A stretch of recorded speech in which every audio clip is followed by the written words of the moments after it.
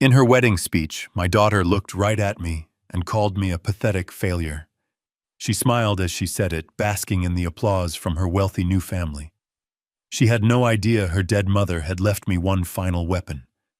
A video message stored on a tiny USB drive in my pocket. A message that was about to burn her entire world to the ground. Before I tell you what was in that video, let me know where you're watching from in the comments below. And please hit like and subscribe if you believe that respect is earned, not bought. The Greystone Country Club wasn't just expensive, it was designed to make people feel small. Sunlight streamed through two-story windows, catching the dust motes dancing over floral arrangements that cost more than my first car. The air hummed with the polite, predatory chatter of old money and new ambition. I stood just inside the grand ballroom, a ghost in a well-made but hopelessly outdated suit. The other guests flowed around me like a river around a stone, their eyes sliding past me, registering nothing. I wasn't part of the scenery. I was just in the way. It was a feeling I had grown used to over the last few years, a quiet invisibility that had become my constant companion. But today, at my own daughter's wedding, it felt different, sharper. It felt like an intentional act of erasure. Then I saw her. Jessica, my daughter. She was a vision in white, a whirlwind of lace and diamonds, her face a perfect mask of bridal bliss. She swept towards me, her fiancé Chad, trailing in her wake like a prize stallion. I felt a flicker of hope, a foolish fatherly thought that maybe just for today things would be different. The hope died the moment she opened her mouth. "Dad," she said, her voice a tight whisper that barely concealed her irritation. She wasn't looking at my face, but at my suit. Her eyes scanned the lapels, the cut of the fabric, her perfectly painted lips curled into a faint sneer. "That suit, it's fine." The word fine was delivered with the same enthusiasm one might use for a piece of furniture you plan to replace. "Just maybe try to stay out of the main photographs." "Okay, the photographer knows to focus on our side of the family." She patted my arm, a gesture that was meant to look affectionate, but felt like a dismissal. She was already turning away, her attention captured by a wealthier, more important guest. Chad, my new son-in-law, offered me his hand. It was a limp, brief affair, his grip as weak as his smile. His eyes were already locked on his phone, scrolling through what I assumed were stock market updates. He hadn't said a single word to me. He didn't need to. His indifference was a language all its own. As they moved on, swallowed by the glittering crowd, Chad's mother, a woman named Beverly, whose face was pulled tight with surgery and superiority, drifted over. She glided to a stop in front of me, holding an empty glass. "Oh, there you are," she said, her voice dripping with condescension. "Could you be a dear and fetch me a glass of the Veuve Clicquot, not the Prosecco they're serving the lesser guests?" She smiled, a flash of blinding white veneers, and only then did her eyes truly focus on my face. A flicker of recognition followed by a wave of mortification. "Oh my goodness," she gasped, her hand flying to her chest. You're the father. I am so terribly sorry." Her apology was for her mistake, not for her assumption. I just nodded, unable to form words. She scurried away, leaving me alone again in the center of the room. I looked around at the sheer suffocating opulence of it all. The ice sculptures, the string quartet, the mountains of imported flowers. A bitter memory surfaced. Years ago, when my wife Clara was still alive, we had come to this very club for a charity dinner. Jessica, then a teenager, had been mesmerized. "One day," she had whispered, "I'm going to get married here." Clara had squeezed my hand. A few years later, after Clara got her diagnosis, I took a large portion of our savings, the money we had carefully put aside, and paid the initial deposit to reserve this venue for a future date. It was a promise to them both, a guarantee of a dream. But looking around now at a wedding that had been upgraded beyond all recognition, with sterling money, I knew my contribution, my sacrifice, was a forgotten footnote in a story Jessica was writing for herself. a story in which I no longer had a leading role. Later, I found my way to the bridal suite. The room was a storm of hairspray, frantic bridesmaids, and the pop of champagne corks. It smelled of perfume and anxiety. Jessica sat before a mirror framed with Hollywood lights, a team of artists making their final touches. She was beautiful, but her beauty had a hard, polished edge to it, like a marble statue. I waited quietly by the door, holding a small, worn, dark blue velvet box in my hand. When there was a lull in the chaos, I stepped forward. "Jessica," I said softly, "I have something for you." Her eyes met mine in the mirror, a flicker of annoyance in them. I opened the box. Inside, resting on faded silk, was a simple gold locket. It wasn't flashy. Its value was not in carats, but in memories. "It was your mother's," I said, my voice thick with emotion. "She wanted you to have it on your wedding day." Jessica turned, taking the box from my hand. She opened it, glanced at the locket for no more than a second, and gave a small, polite smile. "Oh," she said, "it's vintage." She said the word vintage as if it meant obsolete. "It's sweet, Dad, really, but it doesn't go with the Vera Wang at all. It would clash with the necklace Chad bought me." She gestured towards a string of diamonds already sparkling at her throat. Without another look, she placed the small blue box on the cluttered vanity table next to a large turquoise Tiffany box and a sleek black Chanel package. It was instantly lost in the sea of expensive, impersonal gifts. She then turned back to the mirror, her attention already focused back on her reflection, dismissing me and my gift in the same breath. I stood there for a moment, my hand still outstretched, as if I were still holding the box. I could see Clara so clearly in my mind, her warm hand fastening that very locket around her neck every morning.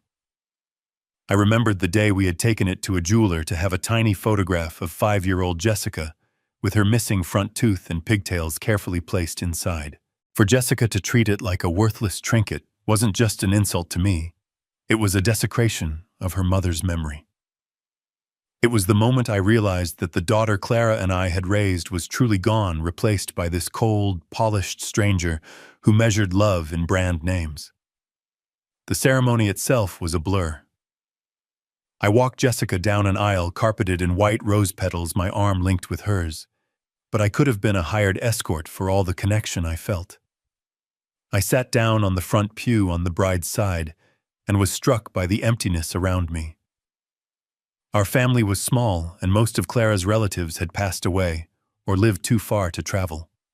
The single long pew where the bride's family was meant to sit held only me. Across the aisle, the groom's side was overflowing with dozens of loud, laughing, impeccably dressed sterlings. The visual was stark. I was an island of quiet solitude in an ocean of celebratory noise. And then, the whispers started. They came from the row behind me, from a pair of Chad's aunts dressed in coordinated pastel suits. They weren't trying to be quiet. They wanted to be heard. "That's her father, you know," one of them said, her voice sharp. "The retired school teacher." The other one made a soft, pitying sound. "I heard he barely has 2 nickels to rub together. Lives in the same tiny house they bought 40 years ago." The first one laughed, a sound like cracking ice. "Well, isn't Jessica lucky? Chad is rescuing her from all that, giving her the life she deserves." Each word was a carefully aimed dart. They were confirming the narrative, the pathetic story my daughter had clearly been spinning for her new family. The story of a poor, simple father, a man to be pitied, and managed a relic from a life she was eager to escape. I sat there staring straight ahead at the altar, my back rigid. I didn't turn around. I didn't react. I just let the words wash over me, cementing a cold, hard resolve in my heart. The humiliation was no longer just a feeling. It was a fact. And it was not over yet. The clinking of glasses sounded like 1,000 tiny insistent bells, each one a signal of a joy I couldn't feel. The reception was in full swing, a performance of wealth so extravagant, it felt unreal. I sat at a table near the front, designated for the immediate family, though I felt more like a piece of misplaced furniture. The main event, the speeches, had begun. Chad's father, Richard Sterling, was the first to take the stage. He was a man who wore his success like a tailored suit, comfortable and custom-made. He held the microphone with an easy confidence, his voice booming through the ballroom. His speech was a masterclass in corporate-style sentimentality. He spoke of synergy of merging two great families of assets and futures. He praised his son's aggressive business instincts and Jessica's remarkable ability to adapt. Every word was a thinly veiled boast, a declaration of their dynasty's power. He talked about their recent trip to Monaco on their yacht, and how it reminded him of the importance of navigating the right waters in life. I watched Jessica as she listened, her face upturned, her eyes shining with adoration. She wasn't just marrying a man, she was marrying a brand, a lifestyle, a shield against the ordinary world I represented. She drank in his words of power and wealth, like a woman dying of thirst. I felt nothing but a quiet clinical detachment. I was an anthropologist observing the bizarre rituals of a foreign tribe. When Richard Sterling finished to thunderous applause, the MC announced my daughter. And now a few words from our beautiful bride, Jessica. Jessica rose from the head table and practically floated to the stage. She moved with a practiced grace, every gesture designed for an audience. She took the microphone, her diamond rings flashing under the spotlights. The room fell silent, captivated. She began, her voice a sweet, rehearsed melody. "Oh, wow," she breathed, placing a hand on her heart. "To see all of you here. It's just a dream. An absolute dream." She turned to her new husband first. "Chad, my rock, my soulmate. From the moment I met you, I knew my life was about to begin. You saved me in more ways than you will ever know." Her eyes glistened with perfectly timed tears. Then she turned to her new in-laws. "And to my new parents, Beverly and Richard. Thank you. Thank you for welcoming me into your incredible family, and for showing me what's possible when you refuse to settle for anything less than the best." The line landed, and I felt a dull thud in my chest.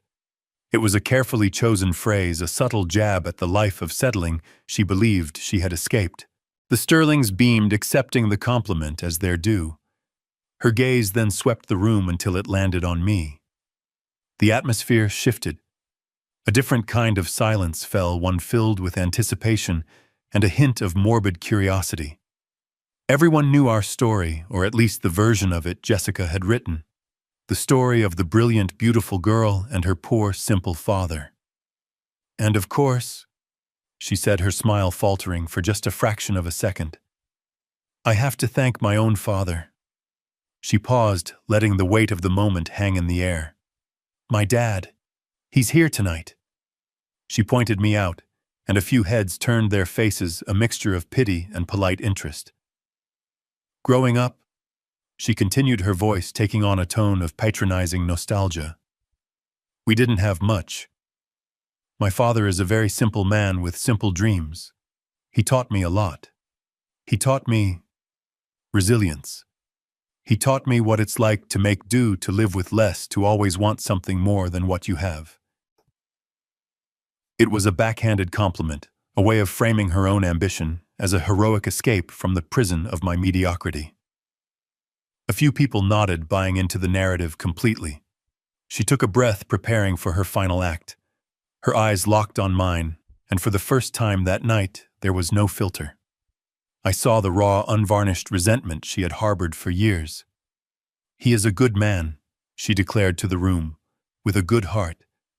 But as a provider, as a role model for ambition, he taught me exactly what I didn't want my life to be." The air in the room became thin, heavy. You could hear a fork scrape against a plate in the back. "My father," she said, her voice clear and unwavering, enunciating each word with surgical precision, "is a pathetic failure, broke and stuck in the past." A collective gasp rippled through the ballroom. It was a quiet sound, but it was unmistakable. A few of Chad's younger, crueler friends snickered into their napkins. Most of the older guests stared down at their pristine white tablecloths, their faces frozen in masks of profound discomfort. I saw a woman at a nearby table shake her head slowly, a look of genuine pity in her eyes. It was worse than scorn. It was the look you give something broken and beyond repair. But Jessica wasn't finished. The final twist of the knife was yet to come. She raised her hands, a gesture of magnanimous forgiveness. "But that's okay, Dad," she said, her voice now dripping with a false saccharine sweetness. It was the voice of a saint comforting a sinner. "That part of our lives is over now. You don't have to worry anymore. You don't have to struggle." She smiled brightly at Chad, who smirked back at her, a look of smug victory on his face. "Chad and I will take care of you," she announced.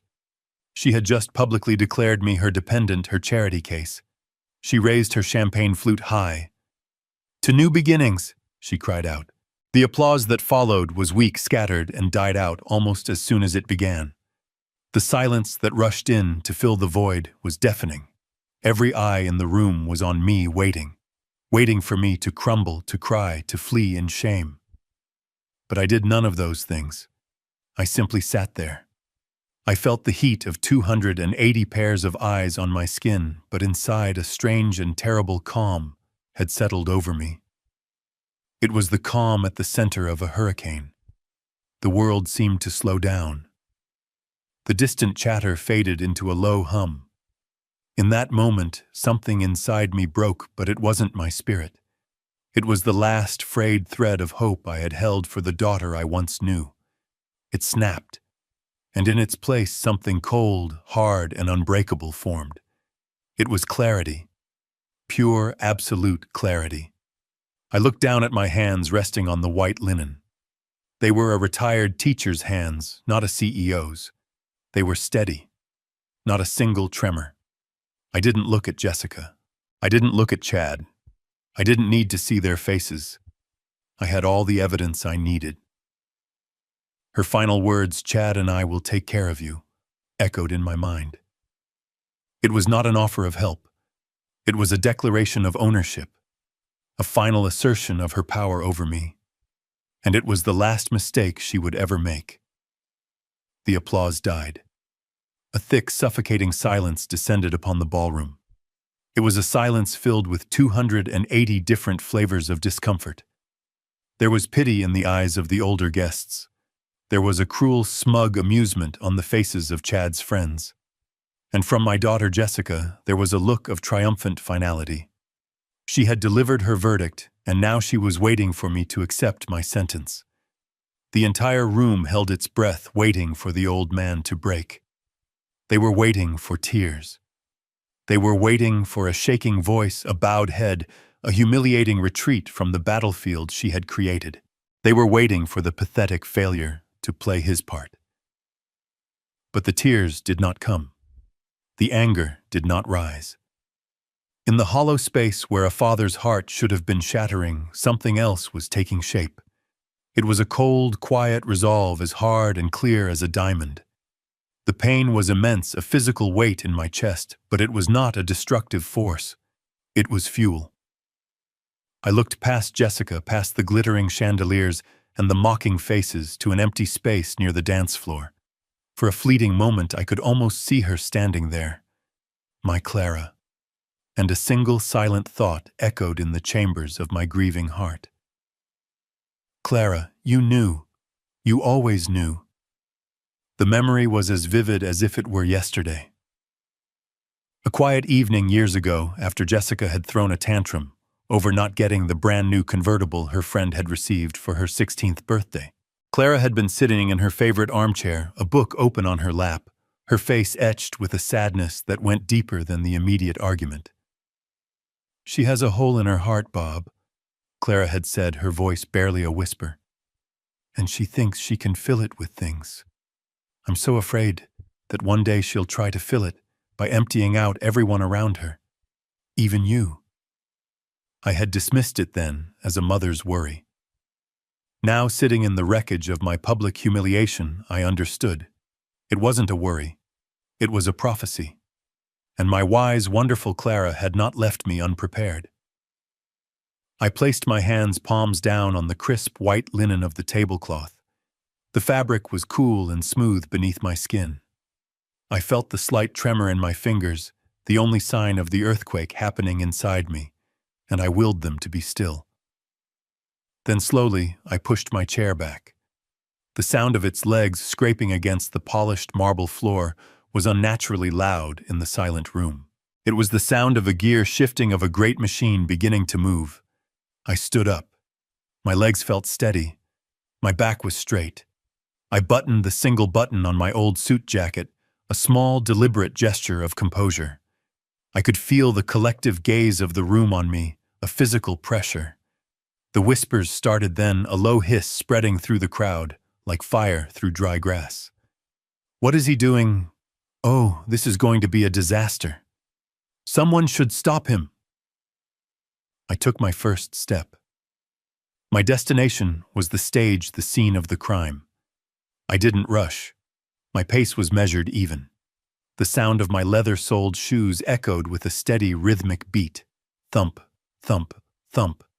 It was the sound of a heart that was no longer breaking. It was the sound of a mission beginning. The faces of the guests turned into a blur of pale, curious ovals. The opulent floral arrangements, the towering wedding cake, the glittering ice sculptures, it all faded into an indistinct background. My entire world had narrowed to the 20 yards of pristine white carpet between my table and the 2 small steps leading up to the stage. With every step, I felt the years of quiet sacrifice, the endless nights worrying about Jessica, the profound loneliness after Clara's passing, all of it coalescing not into weakness, but into an unshakable strength. I was no longer a victim in their story. I was the author of the final chapter. I reached the stage. I ascended the 2 steps without faltering. I was now standing at the very lectern where my daughter had so casually dismantled my dignity. The MC, a nervous young man in a tuxedo, started to move towards me, a placating smile plastered on his face. "Sir, perhaps we should continue with the—" I simply held up a hand, a gesture not of anger, but of absolute authority. He stopped dead in his tracks. From the head table, Jessica was on her feet, her face a mask of incandescent fury. "Dad, sit down!" She hissed, her voice a venomous whisper that carried across the first few tables. "You are making a fool of yourself. Don't you dare ruin my day." Chad stood beside her, his hand on her arm, his face dark with menace. He looked at me as if I were a piece of trash he was about to have thrown out. I ignored them. I didn't even grant them a glance. My focus was elsewhere. They expected me to reach for the microphone to offer a rambling, emotional defense. They expected a plea for sympathy. I did not. Instead, my right hand moved to the inside pocket of my suit jacket. The movement was slow, deliberate, every eye in the room following it. I reached inside and pulled out not a crumpled speech, but a small black object that seemed to absorb the light in the room. It was a simple USB flash drive. I held it between my thumb and forefinger. Engraved on its metallic casing were 2 small, elegant initials. C.V. Clara Vance. I held it up just enough for it to be seen. It was a small, insignificant thing, yet in that moment it felt heavier than a stone. The sight of it was a complete mystery, an action that did not compute with the scene they had all been expecting. A new kind of silence fell upon the room, a silence no longer filled with pity, but with a sharp, sudden, and profound curiosity. The question hanging in the air was no longer, "What will the old man say?" It was, "What in God's name is on that drive?" I stood on the stage, the small USB drive held firmly between my thumb and forefinger. It was the focal point of the entire ballroom. The DJ, a young man in his early 20s, with meticulously styled hair and a look of rising panic in his eyes, stared at the drive as if it were a live grenade. He was trapped, caught between the fury of the clients who were paying him and the unnerving calm of the old man who had hijacked their wedding. "Sir," the DJ began, his voice wavering slightly. He kept glancing over my shoulder towards the head table where Jessica and Chad were now both on their feet. Sir, I have a schedule to keep. We have the cake-cutting ceremony next. He was looking for an escape, a way to appeal to procedure and decorum. I took a single step closer to his console, invading his personal space just enough to make him uncomfortable. I didn't raise my voice. I kept it low, steady, and devoid of any emotion except absolute certainty. "Young man," I said, my eyes locked on his, "you are going to take this drive. You are going to plug it into your laptop, and you are going to play the video file named For Jessica's Wedding. This is not a request." His eyes widened. He licked his lips nervously, his professional composure crumbling. I can't do that, sir. My instructions from Mr. Sterling were very clear." "Were your instructions to stand by while a father was publicly humiliated by his own child?" The question hung in the air between us. It was a low blow, and I knew it. But I also knew I had to break through his wall of professional detachment.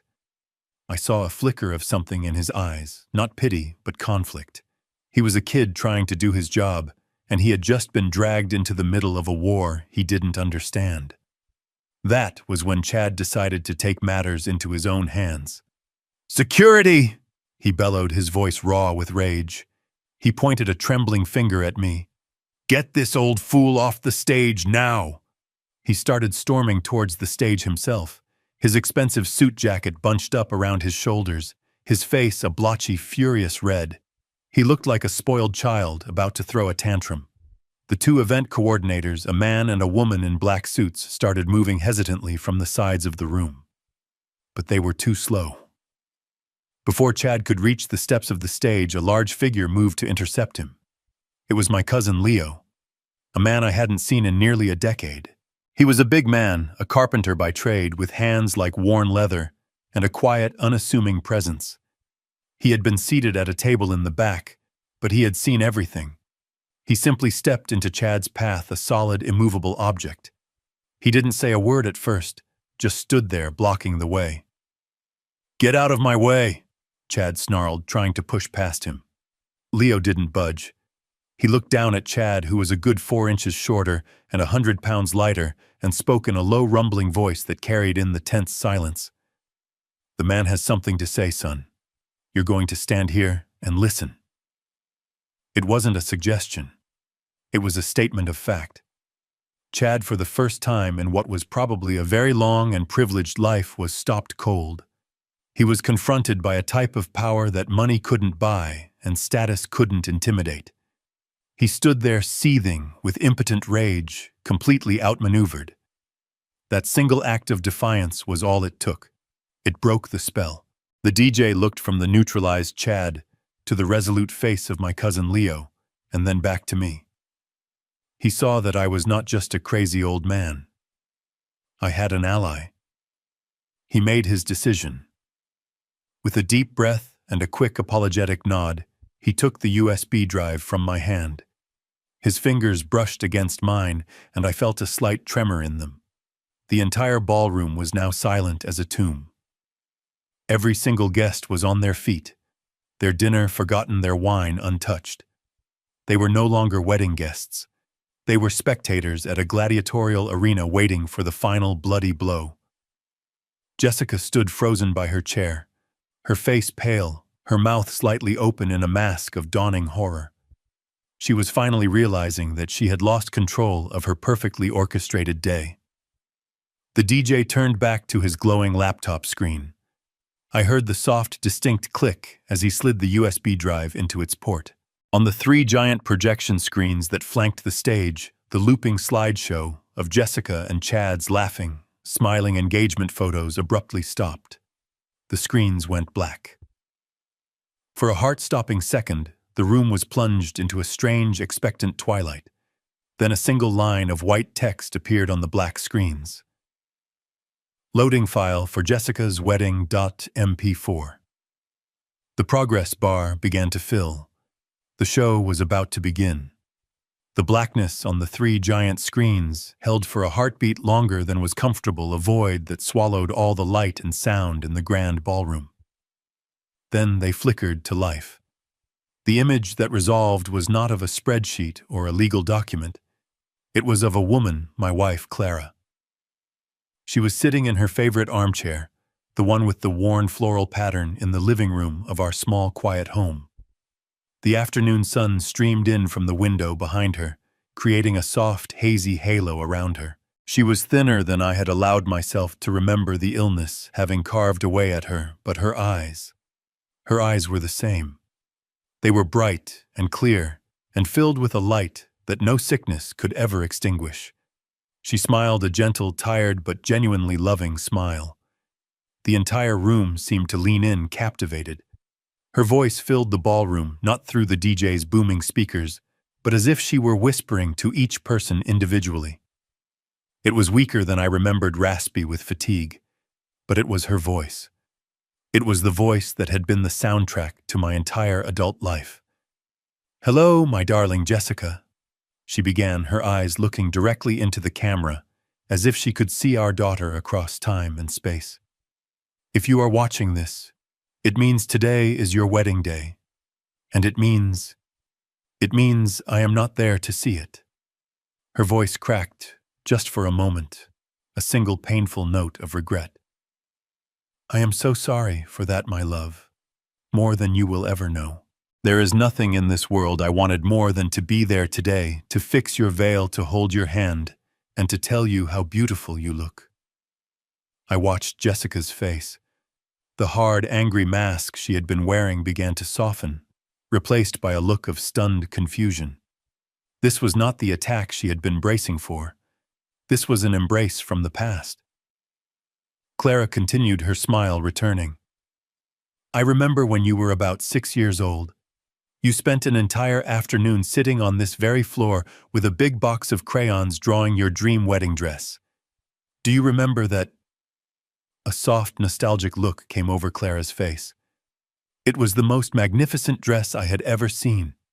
It was bright pink with huge purple sleeves, a rainbow-colored train, and a veil that was covered in what you told me were diamond stars. You were so proud of that drawing. You made your father hang it on the refrigerator for a whole year." A few of the older women in the audience, friends of my late wife, let out soft, sad sighs. They were remembering the little girl, not the cold woman, standing at the head table. "I still have that drawing, you know," Clara said, her voice warm. "It's tucked away in my memory box. To me, it's more precious than any designer gown because you made it. It was a piece of your heart, a piece of your joy." She shifted slightly in her chair, a movement that I knew cost her a great deal of energy. "And I remember the thunderstorms. You were always so terrified of them. You'd come running into our room, your little face pale, and you'd crawl into bed between your father and me. You would hide your head under the covers, and your dad, he would make up the most wonderful stories for you. Stories about a brave princess named Jessica, who wasn't afraid of anything, who could command the thunder and ride the lightning. He would tell those stories until you fell asleep safe between us." She looked away from the camera for a moment, her gaze turning inward to a place only she could see. "Your father and I, we would just look at each other over your sleeping head, and we wouldn't have to say a word. We knew. We knew we had the most wonderful, brilliant, and spirited daughter in the entire world. I was always so proud of you, Jessie. Not for your grades or your accomplishments, but for the fire inside you." Finally, her eyes returned to the camera, and it felt as if she were looking right into my soul. "We were a family, a small, simple, and imperfect family, but we were happy. We had love, and I hoped that would be enough." I looked over at my daughter. Her face was a storm of conflicting emotions.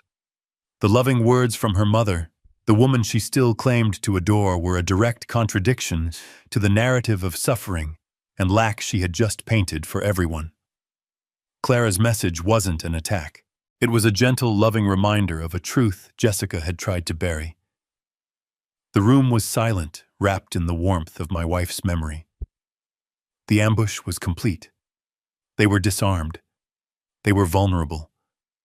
and they had no idea what was coming next. The warm, nostalgic glow of my wife's memory held the room in a gentle trance. The guests were moved, saddened, remembering the loving mother and the happy childhood. My daughter Jessica stood by her table, her hard facade softened by the unexpected wave of affection from the past. For a moment, a fragile peace settled over the ballroom. And then, on the screen, Clara took a slow, deliberate breath, and everything changed. Her soft, reminiscent smile faded. It was replaced by a look of quiet seriousness, a look I knew well. It was the look she got when she was about to speak an undeniable and often difficult truth. The loving mother was still there, but now she was also the clear-eyed matriarch preparing to set the record straight. "Jessica," she said, her voice losing its gentle, hazy quality and becoming clear and focused. "I know that growing up you often felt that we didn't have enough. You saw your friends with their new cars and designer clothes, and you looked at our simple life at your father and me, and you thought we were content with too little. You believed our life was a cage you needed to escape from."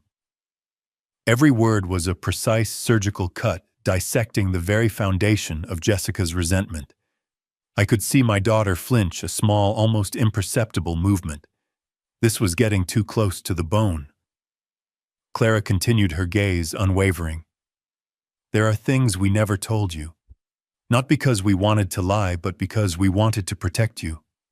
We wanted you to build a life based on your own merits, not on an expectation of wealth. What you never knew, my darling, is that when your grandmother, my mother, passed away, she left me her entire estate. It wasn't a vast fortune like the Sterlings have, but it was a significant amount of money. Enough to change our lives completely." A low murmur rippled through the room. Richard and Beverly Sterling exchanged a quick, curious glance. This was new information. This was a deviation from the established script of the poor teacher. "But we decided not to change our lives," Clara said, her voice filled with a quiet pride. "Because your father, your brilliant, humble, and endlessly patient father, saw it not as money to be spent, but as a seed to be planted." She looked down for a moment, gathering her thoughts. "He spent 6 months every night after he finished grading papers researching. He wasn't looking at the stock market. He was talking to a former student of his, a brilliant young woman who was starting a small, unknown biotechnology company. Everyone said it was a foolish risk. Our financial advisor told us to put the money in safe, boring bonds. But your father, the science teacher, he understood the potential. He believed in the science." She looked back up, her eyes finding the camera lens again, and it felt as though she was looking directly at Chad, at Richard Sterling, at every person in that room who had ever dismissed me. "So he took every single penny of that inheritance, and he invested it." She paused, letting the weight of that statement settle into the silent room. "He never told you about it, Jessica, because he never wanted you to grow up defined by money. He wanted you to be defined by your character. He wanted this to be a safety net for your future, not a crutch for your present. He wanted you to learn the value of work, of kindness, of respect." As she spoke these last words, the image on the screen began to change. Her face gently faded, replaced by a document. It was a crisp, professional financial statement, the logo of the investment firm Morgan Stanley clearly visible at the top. The account name was printed in bold letters, the Vance Family Trust. Below it were lines of financial data complex and indecipherable to most. But at the very bottom, highlighted in a yellow box, was one line: total portfolio value. And next to it, a number so large, so impossible, that it seemed to vibrate on the 3 giant screens. $38,247,591.34. The sound the room made was not a gasp. It was a sharp collective intake of breath, a whoosh of displaced air, as if every lung in the ballroom had emptied and refilled at the exact same moment. A fork clattered loudly onto a china plate, the noise as jarring as a gunshot. I looked at Chad, the smug, condescending smirk that had been his default expression. All night was gone, wiped clean from his face. His jaw was slack, his eyes wide, flicking frantically from the screen to me and back to the screen again. He was a man of finance. He understood what that number meant, but his brain could not reconcile that number with the man he had dismissed as a broke, pathetic failure. The circuits were overloaded. He was shorting out. And then I looked at my daughter. The color had completely drained from her face, leaving behind a pallid, waxy sheen. Her perfectly applied lipstick stood out like a gash of red on a bloodless canvas. Her mouth opened, then closed like a fish gasping for air. No sound came out. This wasn't just shock. It was the sound of a world collapsing. The entire narrative of her life, the carefully constructed story of her heroic escape from a humble, impoverished background, had just been publicly, spectacularly, and irrefutably detonated. In front of all the people she had worked so hard to impress, she had been exposed not as a survivor, but as a fool. She finally turned her head and looked at me. Her eyes were wide with a dazed, uncomprehending horror. It was the look of a driver who has just realized they have steered their life off a cliff.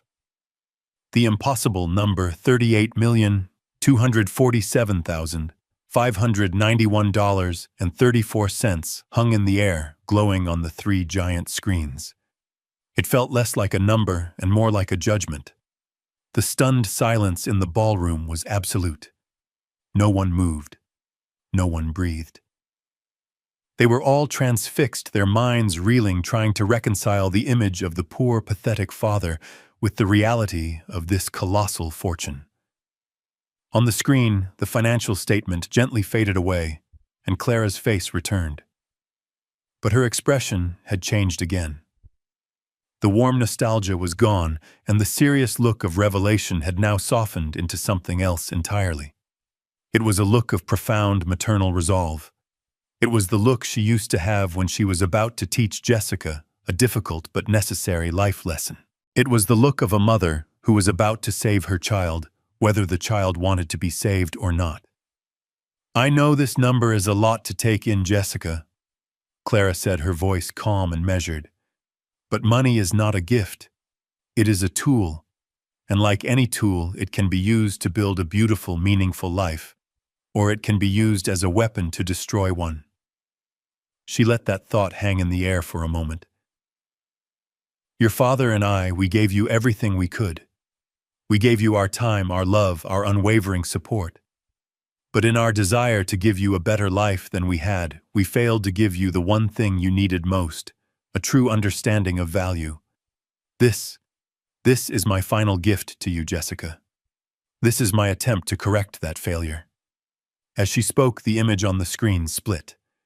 Clara remained on the left side, while on the right text began to appear in a simple, clear, legal-style font, as if typed by an unseen hand. "This money," Clara explained, "is held in the Clara Vance Legacy Trust. Your father, Robert Vance, is the sole executor of this trust. His judgment in all matters is final. And Jessica, my love, in order for you to become the beneficiary and access any part of these funds, you must first meet a series of non-negotiable conditions." The first condition appeared on the screen. Condition 1, proof of labor. "First," Clara said, her voice firm, "you must learn the dignity of earning a living for yourself. You will be required to find and maintain a full-time job with no financial assistance from the Sterling family or any of its associates. You must hold this job for 5 consecutive years. Proof of employment, including tax returns and performance reviews, must be submitted to the executor of the trust annually for verification." I watched Jessica's face. The shock had begun to curdle into a look of disbelief and horror. 5 years. To a woman who had never worked a day in her life, it must have sounded like a life sentence in a labor camp. The text on the screen changed. Condition 2. Proof of compassion. Clara's voice softened, but lost none of its resolve. "Second, you must learn the value of compassion. You must understand that a person's worth is not measured by what they have, but by what they give to those who have nothing. You will be required to complete 1,000 hours of documented volunteer service. She paused, and her next words were delivered with pinpoint precision. You will complete this service at the Northwood Hospice Center, the same facility where I spent my final days. A small, choked sound escaped Jessica's lips. I saw her physically recoil as if struck. Clara was forcing her to walk the very halls where her mother had faded away to face the raw, unvarnished reality of life and death that her new wealthy world was designed to ignore. The text changed again. Condition 3. Proof of wisdom. And finally, Clara said, her gaze seeming to encompass both Jessica and Chad. You must learn the wisdom of managing both money and a true partnership. You and your husband will be required to attend 1 year of mandatory financial counseling with a certified planner and 1 year of mandatory couples therapy with a licensed psychologist. Certified reports of your full attendance and participation must be submitted to the executor. I glanced at Chad. His face had hardened into a mask of cold fury. This was no longer just about Jessica's inheritance. This was an indictment of him, of their relationship, of the very foundation of their materialistic union. His world was being invaded. His choices questioned his authority, undermined by a ghost on a screen. Clara's image once again filled the entire screen. These are my terms, Jessica, she said gently. This is not a punishment. It is a roadmap. It is a path back to the wonderful, smart, and kind-hearted girl I know is still inside you. The girl your father and I raised. The stunned silence of the guests had now transformed into a kind of awestruck reverence. They were witnessing the most incredible act of posthumous parenting they had ever seen. The shock of the money was now completely overshadowed by the shock of the conditions attached to it. This was not a lottery win. This was a challenge. An epic, life-altering quest designed by a mother who loved her daughter enough to force her to become a better person. Jessica and Chad stood frozen, the magnitude of the situation finally crashing down on them. The $38 million dream had in an instant become a nightmare of responsibility work and introspection. Everything their lives had been structured to avoid. And on the screen, Clara took one final gentle breath, her face a mixture of love and profound sorrow. She knew she had one more thing to say, the most difficult thing of all. On the screen, my wife's image remained a silent, loving ghost, presiding over the wreckage of her daughter's wedding. Jessica and Chad stood frozen, the list of ironclad conditions hanging in the air, like a death sentence for the life they had planned. The guests were motionless, witnessing a family drama more raw and real than anything they had ever seen. The room was a pressure cooker of shock and suspense, and then Clara on the screen took one last soft breath, her expression shifting for a final time. The look of a firm, guiding mother softened into something infinitely more profound. It was a look of deep, sorrowful love, the look of a person about to say a final, heartbreaking goodbye. Jessica, she said, and my daughter's name on her lips was a soft, gentle caress. My sweet girl, look at your father. Though she was speaking to Jessica, it felt like she was commanding the entire room to turn their attention to me. I want you to really look at him. Clara's eyes, even on the video, seemed to well up with tears, but her voice remained steady, filled with a strength that defied her illness. That man, your father, for the 4 years that I was sick, he never left my side. He held my hand through every chemotherapy session. He learned how to cook my favorite meals for the days I had an appetite, and he held me when I was too weak to eat. He worked a second job, a night shift cleaning offices downtown, to pay for the experimental medicines the insurance company refused to cover. He read to me for hours when my eyes were too tired to focus. In all that time, in all that pain and exhaustion, I never heard him complain. Not once. A quiet sob broke the silence in the room. It came from one of Clara's old friends, a woman who knew that every word of this was the absolute truth. Clara's voice grew stronger, imbued with a fierce, protective love. This money is my family's legacy, Jessica. But your father, He is my heart, and a legacy is worthless if the heart is not protected. She leaned forward slightly, her gaze intense, seeming to burn through the screen. That is why I created one final condition, a failsafe. It is my last line of defense, not for the money, but for him, for his dignity.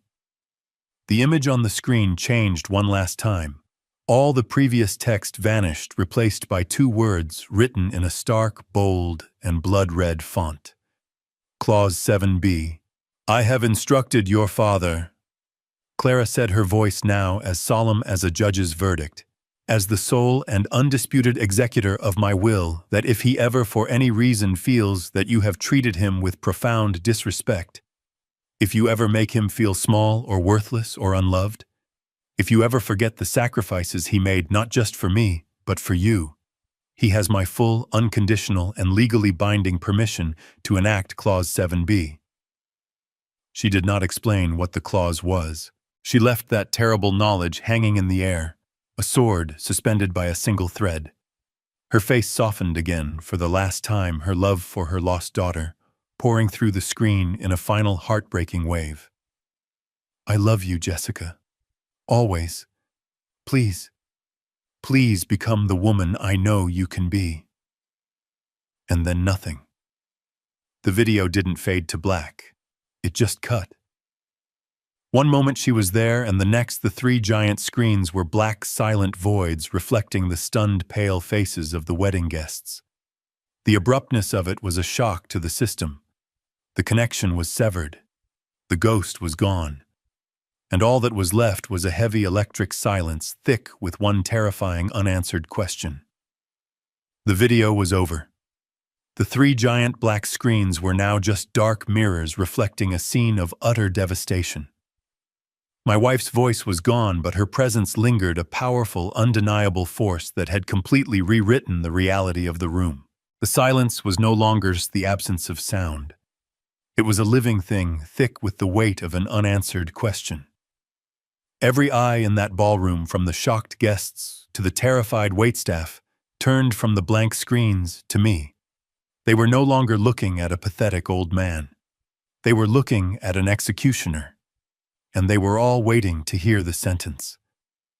I walked the few steps from where I was standing to the lectern at the center of the stage. My movements felt strangely light, as if a great weight had been lifted from my shoulders after years of carrying it. I reached for the microphone, my hand steady, my fingers wrapping around the cool metal. I switched it on. A soft electronic pop echoed through the silent ballroom, a sound as final and definitive as a judge's gavel. I looked out at the sea of stunned faces, but my gaze settled on just one. My daughter, Jessica. She was staring at me, her face a pale, frozen mask of disbelief. The last vestiges of her pride and arrogance had been stripped away, leaving behind a raw, desperate fear. Clause 7b, I said. My voice was quiet, but the microphone carried it to every corner of the room. It was my voice, but it sounded different, calmer, stronger. It was the voice of a man who had nothing left to lose, and therefore nothing left to fear. My wife Clara, I continued, believed that money could not fix a problem of character. She knew that a fortune given to someone without wisdom or compassion would not be a blessing. It would be a curse. She believed that true wealth was not measured in dollars, but in kindness, in decency, and in respect. Clause 7b was never about protecting the money. It was about protecting the values that the money was meant to serve. It was her last hope that our daughter would learn that lesson. I let my words sink in, let the room absorb the moral weight of what Clara had done. Then I explained the mechanics of it. The clause is very simple. It states that if the trust's sole executor, that is me, deems that the primary beneficiary, that is you, Jessica, has failed to show a basic fundamental level of human decency and respect towards her family, then the executor has the right and the legal obligation to dissolve the beneficiary's claim, completely and irrevocably.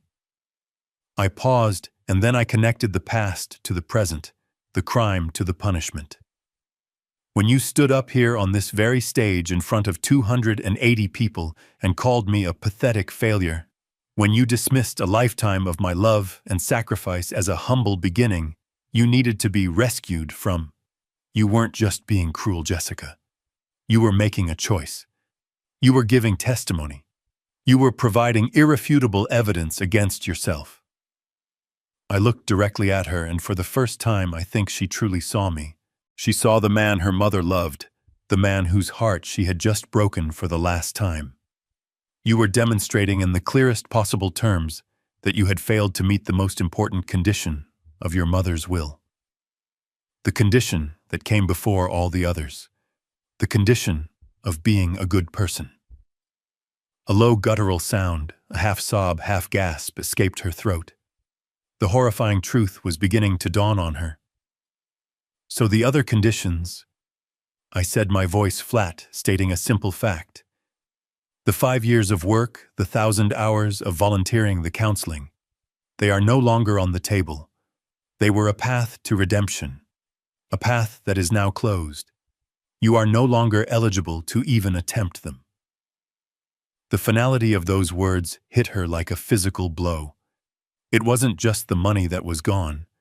It was the chance, the hope, the possibility of ever earning her mother's legacy was gone, and it was her own words, her own cruelty, that had vaporized it. I looked at my daughter, at the ruins of the life she thought she had secured. The shock on her face had finally given way to a desperate, pleading expression.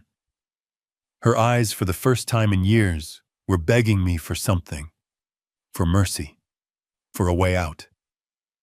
For me to say that this was all some horrible, cruel test. But I had no mercy left to give. She had scraped it all away year after year with 1,000 tiny cuts of disrespect, culminating in tonight's brutal public execution of my character. Her mother's words, her mother's last hope for her, had been laid out as a clear and simple path. A path Jessica had not just strayed from, but had actively set on fire. I leaned slightly closer to the microphone, my voice dropping to a near whisper, yet it carried the weight of a final judgment to every corner of the silent room. I wasn't speaking to the crowd anymore. I was speaking only to her, a final epitaph for the relationship we once had. "Your speech, Jessica," I said, pausing to let the memory of her own cruel words fill the space between us. I saw the flicker of panic in her eyes as she was forced to remember what she had said, what she had done. It was truly memorable. I said the words without anger, without bitterness, without any emotion at all. It was a flat statement of fact. Her speech was the evidence. Her speech was the testimony. And her speech was the reason this was all coming to an end. It was indeed the most memorable speech I had ever heard, and it would be the last. I said the final words, and the weight of them seemed to suck all the remaining air out of the ballroom. The truth in all its brutal simplicity had been delivered. My part was done. I gently placed the microphone back into its stand. The small click it made was the sound of a book being closed, a final chapter finished. Without another glance at my daughter or her new husband, I turned my back on the stage. I turned my back on the wreckage. I started to walk. As I descended the small steps, a sound finally broke the spell of silence. It was the sound of my daughter Jessica finally breaking. It wasn't a loud wail, but a sharp, ragged, ugly sob of pure, undiluted loss. It was the sound of a spoiled child who had just had her favorite toy not just taken away, but vaporized before her very eyes. Then came another voice, Chad's, low and guttural, laced with a venom that was no longer directed at me. "You idiot!" he snarled at his new bride. "You sentimental, useless idiot! You had $38 million in your hand, and you threw it all away for a speech." I didn't need to look back. I could already see the scene in my mind. The beginning of their end. The foundation of their marriage, built on a bedrock of greed and ambition, had just crumbled into dust. They were now trapped in the ruins together. I kept walking, my pace steady. I walked past the stunned faces of the guests, past the tables laden with food that would not be eaten, past the towering cake that would not be cut. I pushed open the grand oak doors of the ballroom and stepped out into the cool, quiet air of the evening. The night was peaceful. The sky was clear, dotted with 1,000 indifferent stars. The frantic, ugly drama I had left behind felt a world away. I walked across the manicured parking lot, my simple leather shoes crunching softly on the gravel, until I reached my car. A 10-year-old Ford sedan, impeccably maintained. It was humble. It was reliable. It was mine. I slid into the driver's seat and closed the door, shutting out the last faint echoes of the disaster inside. The silence in the car was a balm, a welcome relief. For a moment, I just sat there, my hands on the steering wheel, breathing. Then I reached into my jacket pocket and pulled out the small, worn, dark blue velvet box. I opened it. Inside, Clara's gold locket seemed to glow in the faint light from the dashboard. The gift my daughter had deemed too old, too worthless to wear. I didn't put it on. I simply reached over and placed the open box gently on the empty passenger seat beside me. It was as if I were placing a hand on an old friend's shoulder. She was with me. Her memory, her love, her strength. That was my fortune. That had always been my fortune. I turned the key in the ignition. The engine started with a familiar, comforting hum. I pulled out of the parking space and without a single glance in the rearview mirror, I drove away from the Greystone Country Club, leaving the wreckage of a multi-million-dollar wedding behind me. I wasn't just leaving a party.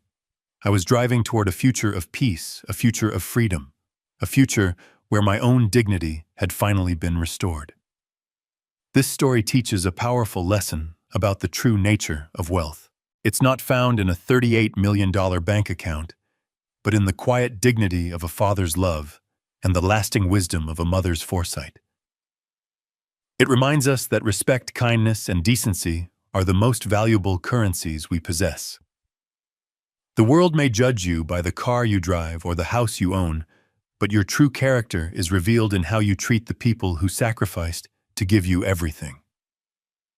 True poverty isn't having an empty wallet. It's having an empty heart. Have you ever seen someone's true character revealed when money was on the line? Share your thoughts in the comments below.